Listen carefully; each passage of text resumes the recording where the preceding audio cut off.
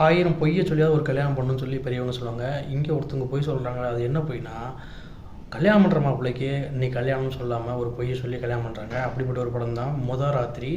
படத்தில் ஆன்லைன் பார்க்குறப்ப ஹீரோ பார்த்தீங்கன்னா சின்ன பிரச்சனைனால ஊரில் இல்லாமல் துபாயில் ஒரு 5 வருஷமாக இருக்கார். ஊருக்கே வர மாட்டேங்கிறாரு. அவருக்கு உள்ளூரில் வந்து சில பிரச்சனை நடந்திருக்கு.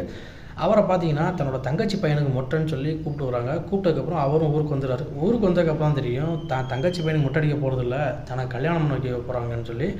அங்கே மாப்பிள்ளையே வருவாருன்னு சொல்லி கல்யாண வீட்டில் எல்லோரும் ரெடியாக உட்காந்துருக்காங்க. மாப்பிள்ளை இப்போ வந்துடுவான்னு சொல்லி ஒரு வழியாக தங்கச்சி வீட்டுக்காரர் பார்த்தீங்கன்னா அவரை கன்வின்ஸ் பண்ணி கூப்பிட்டு போகிறாரு. எப்படியா வாடா வந்து கல்யாணம் பண்ணிக்கூடாதுன்னு சொல்லி. ஏன்னா அவர் வாழ்க்கையில் ஒரு துன்பம் நடந்திருக்கும்.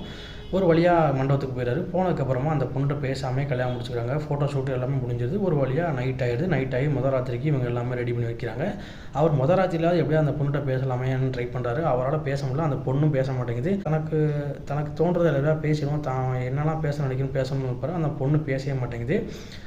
ஆனால் பொண்ணு அவாய்ட் பண்ணிகிட்டே போகுது. இவர் எவ்வளோ பேச ட்ரை பண்ணுறாரு. பொண்ணு அவாய்ட் பண்ணிகிட்டே போகுது. ஒரு கட்டத்து மேலே நான் வந்து பாத்ரூம் போகணுன்னு சொல்கிறேன். சரி போயிட்டு வாமா அப்படின்னு சொல்லி பாத்ரூம் அனுப்பிக்கிறாரு.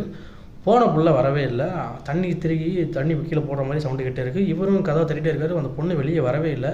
கடைசி கதை உடச்சிட்டு போய் உள்ளே போய் பார்க்குறாரு. அந்த பொண்ணு பார்த்திங்கன்னா ஏறி குச்சி போக ரெடியாக இருக்குது. இதை பார்த்தோன்னே இவருக்கு செம்ம ஷாக்கு.